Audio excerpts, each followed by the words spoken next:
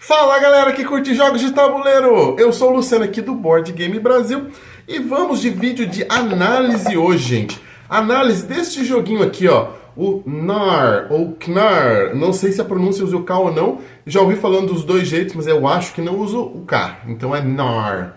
Esse é um joguinho, gente, que apareceu no ano passado e tá fazendo bastante sucesso, muita gente tá jogando e ele tem uma pegada meio Splendor, assim, sabe?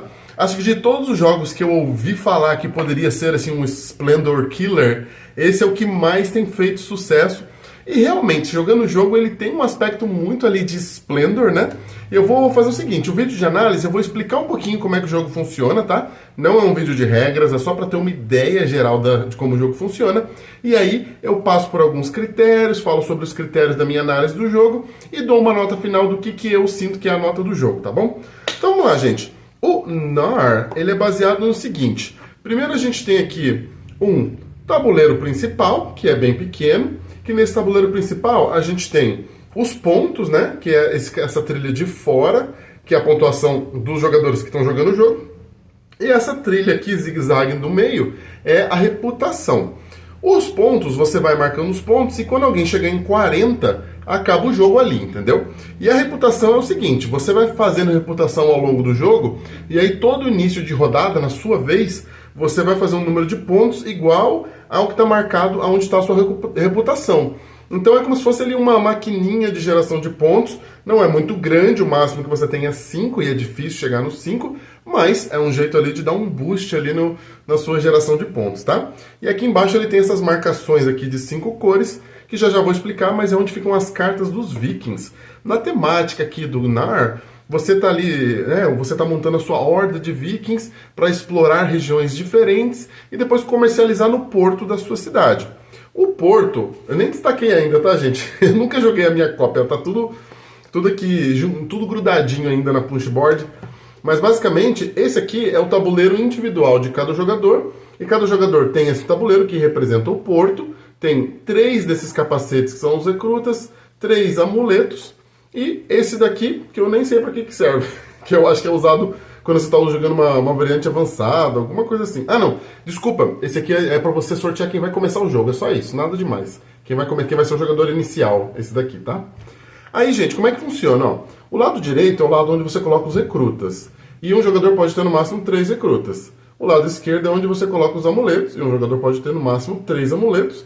E aqui em cima mostra o que o seu porto troca, o que ele gera quando você comercializa, né? Tem sempre a fileira 1, 2 e 3.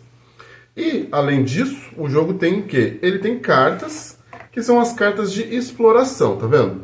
As cartas de exploração, elas têm sempre um custo aqui do lado, que é um custo em cartas de guerreiro, que eu já vou explicar o que é.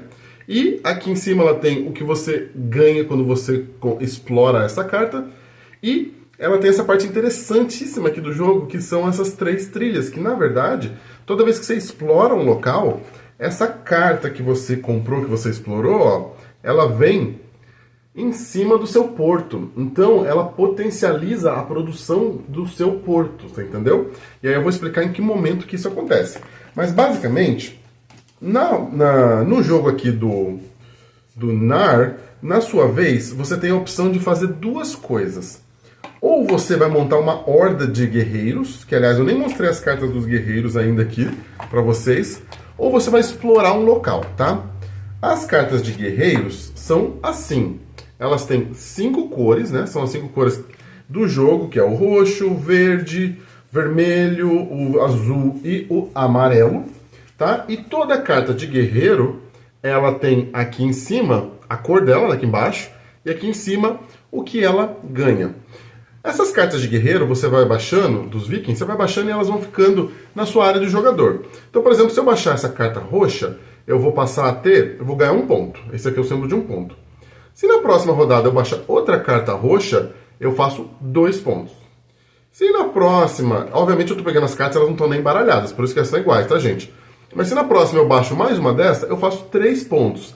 Então, essas cartas, elas têm um efeito cumulativo. À medida que você vai montando uma horda de uma cor, isso vai fazendo mais pontos. E por que isso é interessante? Lembra esse custo que eu falei aqui da carta de exploração? ela, na verdade, quando você vai jogar na sua vez, ou você vai colocar uma carta de viking a mais na sua horda, que é o que eu mostrei, ou você vai descartar cartas de vikings ali da horda que você já construiu para comprar uma carta de exploração e agregar essa carta no seu porto. E aí, quando que você usa a carta do porto? Bom, depois que você termina a rodada, você escolheu ou fazer, né, ou você colocar um viking na horda ou fazer a exploração, aí você tem uma etapa onde você pode fazer a comercialização de amuletos. Então, à medida que você vai baixando carta, ou você vai pegando a carta de exploração, você ganha amuletos. Você pode ter até 3.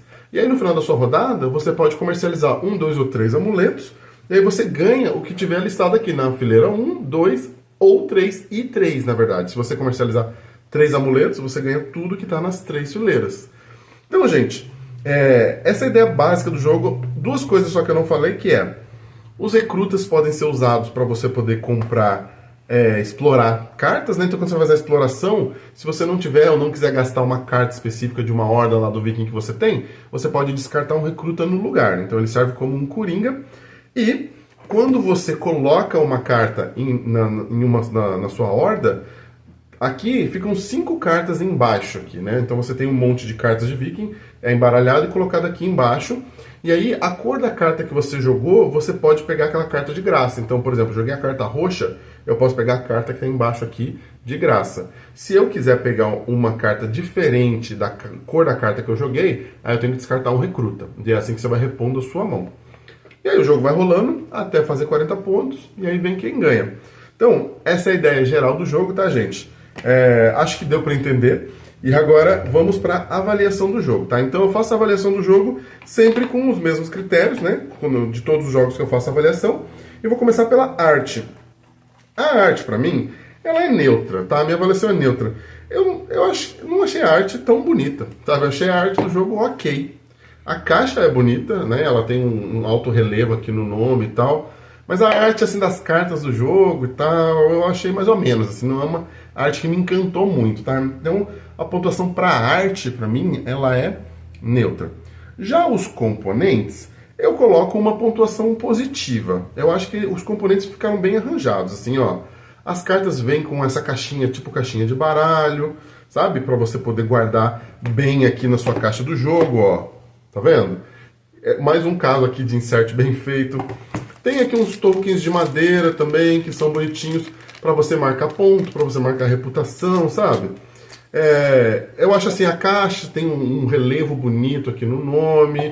O tabuleiro também, ele é meio envernizado, assim, o tabuleiro, ele é meio brilhante, sabe? Não sei se dá pra vocês verem com a luz aqui, mas é um tabuleiro bem feito, assim, que tem qualidade. Então, assim, os componentes para mim são legais. Eu gostei, achei bonito. Eu tenho um comentário nos componentes que eu achei importante, porque às vezes é bobeira minha, mas é uma coisa que eu senti quando estou jogando esse jogo, que eu senti a cor azul e a cor roxa muito parecidas, sabe? Dependendo de como você está jogando, se está jogando numa mesa maior, tá vendo que aqui, ó, eu tenho o preço, o custo da carta de exploração. A primeira é roxa, a segunda é azul. Quando isso aqui está na mesa, eu acho que fica às vezes um pouco difícil de ver, sabe? Pode ser um pouco enjoança minha? Pode. Mas eu acho que o jogo, hoje em dia, todo jogo é pensado... Opa, caiu tudo aqui. Todo jogo é pensado, gente, pensando em pessoas que às vezes têm mais dificuldade de ver cor, às vezes tem mais dificuldade, às vezes até de enxergar um pouquinho, às vezes já está usando um óculos, eu uso lente de contato e às vezes tenho um pouco de dificuldade de enxergar. Então, assim, eu acho que isso aí é um ponto, não serviu para eu para reduzir a minha avaliação desse critério, continuo avaliando os componentes como positivo, mas eu acho que essa escolha de cores, ela poderia ter sido um pouquinho melhor, sabe? Poderia ter evitado esse problema. Mas vamos lá. A montagem do jogo, para mim, ela é bem positiva, sabe? O jogo, ele monta super rápido. Você abre o tabuleiro principal, coloca ali os tabuleiros individuais de cada jogador, distribui as cartas, e é isso. O jogo está pronto para começar. E eu estou tendo uma dificuldade aqui para colocar uma carta de volta na caixinha. Vou tirar um ponto do componente. Caixinha é difícil de colocar a carta. Mas então assim, você abre o tabuleiro e tal, distribui as cartas... e tá pronto pra jogar. E geralmente assim, né, gente? Jogo menor, jogo de carta, o critério de montagem geralmente ele vai ser positivo, porque para você fazer um joguinho de cartas que seja difícil de montar, você tem que estar fazendo muito esforço, né?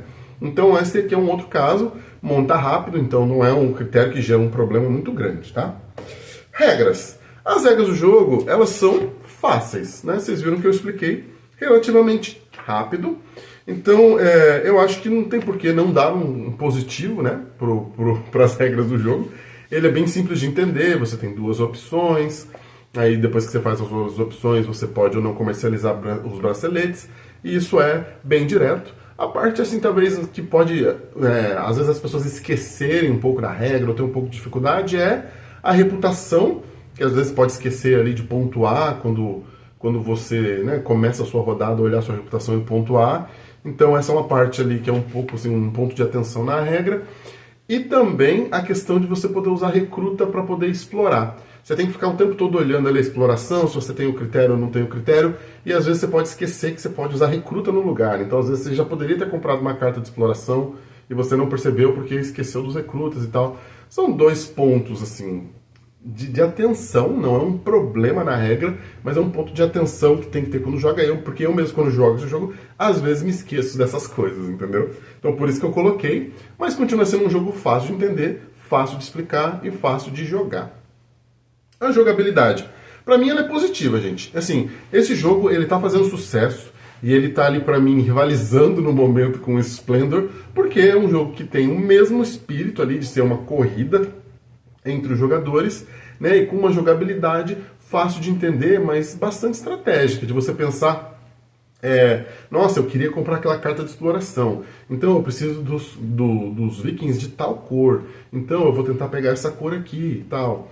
Eu acho que, com comparação do Splendor, eu acho que o Splendor ele te dá um pouquinho mais de opções, sabe? O Splendor você tem ali as 3 fileiras de cartas, né, que estão dispostas para você. Tem bastante carta ali para você ter opções. Às vezes até a pessoa comprou uma carta que você queria, você pode desviar em outra. E aquela parte da carta é a parte principal do jogo, assim. Então eu acho que o Splendor ele ainda dá um pouquinho mais de flexibilidade.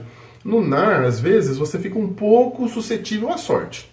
Se ali tiver a fileira de carta, tiver a cor que você quer, legal. Se não tiver, você às vezes dá uns passos para trás ali na sua rodada, porque às vezes você tem que comprar uma carta de uma cor que você não tem nenhum viking ainda na horda, então você meio que começa de novo, sabe?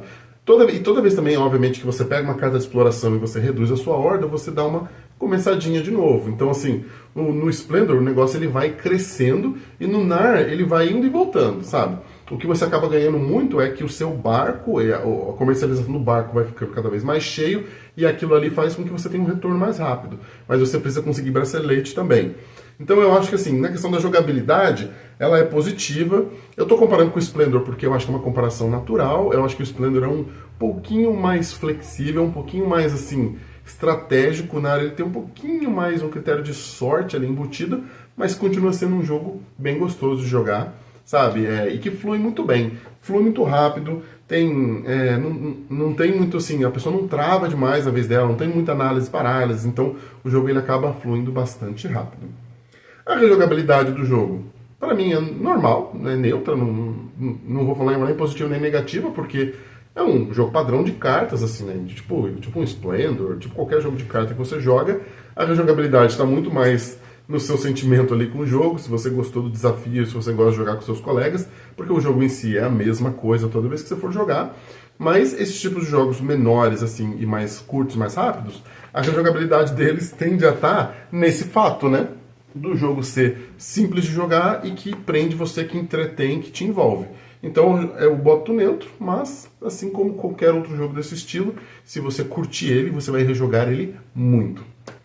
E a duração, o jogo ele é bem rápido, gente. Eu acho que assim, parece que 40 pontos é muito, mas você vai acumulando seus 40 pontos com sua reputação, com o seu barco ali que vai ficando cada vez maior, e chega uma hora que o negócio vai rápido. Sabe quando você joga Splendor, que parece que o jogo está travado e de repente alguém dispara e faz 15 pontos? O Nar é parecido, assim, você está jogando, o começo está travado, é pouquinho ponto, está andando um pouco na trilha, aí de repente você vai fazendo muito ponto toda a rodada e aí o jogo acaba. Sabe? Eu acho que essa crescente do jogo, ela é bacana, ela é legal e faz com que a duração seja ótima. O jogo dura o tempo ideal. E dito isso tudo, gente, a nota do Nar no final pra mim é um 8, tá bom? E é um jogo que eu acho bem interessante de ser jogado. Se você tem um grupo assim que gosta de joguinhos mais rápidos e tal, ele é um jogo que pode se encaixar muito bem. Então fica aí uma recomendação para você testar e ver se você gosta também do Narf. Então tá bom, gente. Muito obrigado e até o próximo vídeo.